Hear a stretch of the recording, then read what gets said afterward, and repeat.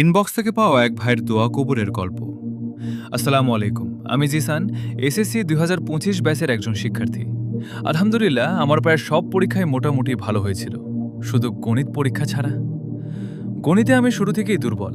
পরীক্ষার পর মনে হচ্ছিল এবার হয়তো ফেল করব।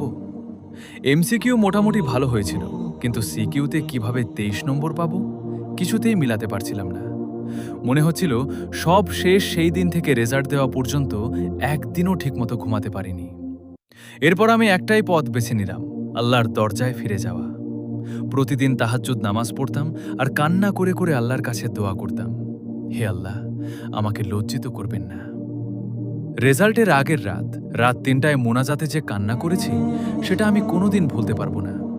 তারপর এলো সেই দিন, সুবহানাল্লাহ, যেখানে আমি নিশ্চিত ছিলাম একটা বিষয় খারাপ করে ফেল করব, সেখানে আল্লাহর অশেষ রহমতে আমি জিপিএ ৩.৩৩ পেয়েছি। শুধু তাই না, আমি আমার স্বপ্নের কলেজে ভর্তি হওয়ার সুযোগও পেয়েছি। রঙ্গুনিয়া গভর্নমেন্ট কলেজ। এই কলেজে ভর্তি হওয়া আমার কাছে একদম স্বপ্নের মতো ছিল। সবচেয়ে অবাক করা বিষয়, আমি কখনো কাউকে বলিনি যে আমি রাতে উঠে তাহাজ্জুদ পড়ে এভাবে দোয়া করতাম। এটা শুধু আমি আর আমার রব জানতেন। আলহামদুলিল্লাহ, এই গল্পটা আমাদের শেখায় গোপনে করা দোয়া, চোখের পানির দোয়া কখনো বিফলে যায় না। তাই নিরাশ হবেন না, রাতের নীরবতায় আল্লাহকে ডাকুন।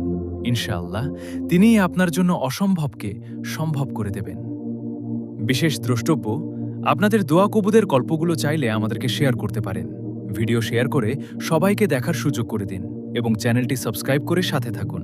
ভালো থাকবেন, দেখা হবে সামনের ভিডিওতে ইনশাআল্লাহ।